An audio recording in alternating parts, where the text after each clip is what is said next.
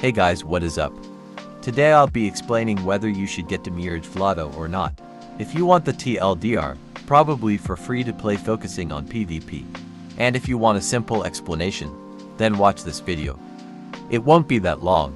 To start, Demiurge Vlada is a hero designed for PvP and boss fights thanks to her skill kit. To fully understand this, let's take a look at her skills.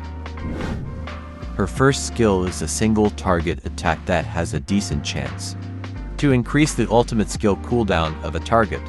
In addition, increase damage when attacking bosses. The probability for it to proc that effect is not very high, but it all makes sense, because increasing ultimate skill cooldown is basically a huge lifesaver in most stages. This is also where her burst skill is connected, which is always a good thing. This is her burst 1 to 3 effects. Here is her first skill animation.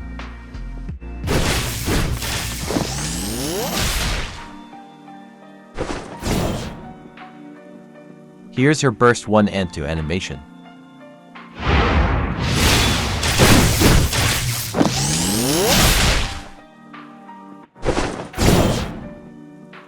And here is her burst 3 animation.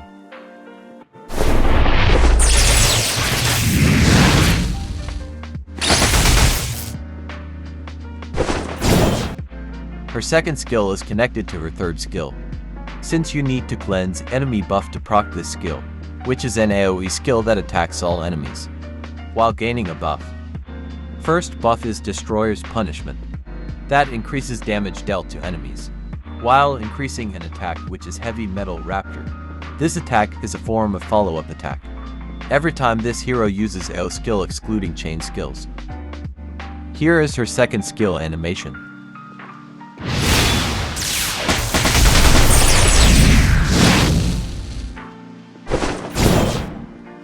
Her third skill is an AO skill.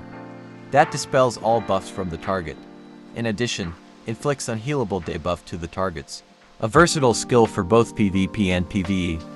That also acts as the main activation for skill 2. Though in terms of PvP, she might compete with the other rangers like Valentine, Tamara, Nosha, Charlotte and Dahlia. But I think the closest opponent would be Nosha. Why? Because this to both have a follow-up skill. The only difference is their effects and activation. Nosha only needs someone to inflict a buff to trigger her second skill, whereas Demiurge Vlada, you need her to activate her own follow-up skill with her third skill, which will be quite a hassle, especially when you have low speed and priority. I also forgot to mention that both this skill and the Heavy Metal Raptor increases damage when attacking bosses. Here is her ultimate skill.